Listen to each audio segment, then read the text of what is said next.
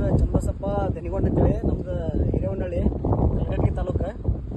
ನಾವಿಲ್ಲಿ ಮರಬ ಗ್ರಾಮದೊಳಗೆ ಯುವ mart Kisan growth Kisan king developer ಕೊಟ್ಟಿದ್ವಿ. ಇಲ್ಲೊಬ್ಬರು ಮರಬ ರೈತರಿಗೆ ಕೊಟ್ಟಿದ್ವಿ ನಾವು. ಇಲ್ಲಿ ಅವ್ರ ಬಳಿ ಕೇಳೋಣ ರೈತರಿಗೆ ಏನು ರಿಸಲ್ಟ್ ಅಂತೇಳಿ ಹೇಳ್ರಿ ಏನೇನಾಗೈತಿ. ಇದನ್ನ 3 ವರ್ಷ ನಾ ಮಾಡಾಕತ್ರಿ. ಪರಮೇಶ್ವರ್ ಧಾರವಾಡ ಅಂತೇಳಿ ಮರಬದವ್ರು 3 ವರ್ಷ ಇದನ್ನ ಮಾಡಾಕತ್ತೆ. ಆನಂತರ ಇದನ್ನ 2-3 ವೀಕ್ ಮಾಡೀನಿ. 3 ವರ್ಷ ಆಯ್ತು, ಒಂದು ಹಳೆ ಗೊಬ್ಬರ ಹಾಕಿಲ್ಲ.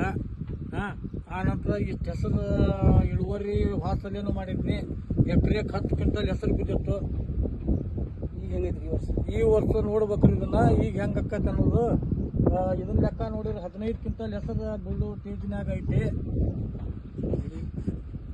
ಎಲ್ಲಿ ಇಂತಿಂತ ಎಲ್ಲಿ ಇವು ಸಣ್ಣ ಪುಟ್ಟ ಎಲ್ಲಿ ಇವು ನೋಡ್ಬೋದು. ಎಲ್ಲಿ ಮುಟ್ಲು ಎಲ್ಲಿ ಆದಂಗೆ ಆಗ್ಯಾವ ಎಲ್ಲಿ.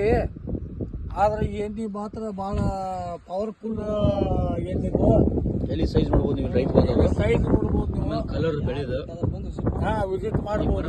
ಮೇನ್ ರೋಡ್ಗೆ ಐತಿದಲ್ಲ ಮಾಡ್ಬೋದು. ಯಾರ ಡೌಟ್ ಇದ್ರೆ ಬೇಕಾದ್ರೆ ಬಂದು ಇಲ್ಲಿ ಮರಬ ಗ್ರಾಮದೊಳಗೆ ಪರಮೇಶಪ್ಪ ಧಾರವಾಡ ಅವ್ರ ಹೊಲ್ದಾಗ ಬಂದು ಎಲಿ ಸೈಜ್ ನೋಡ್ರಿ.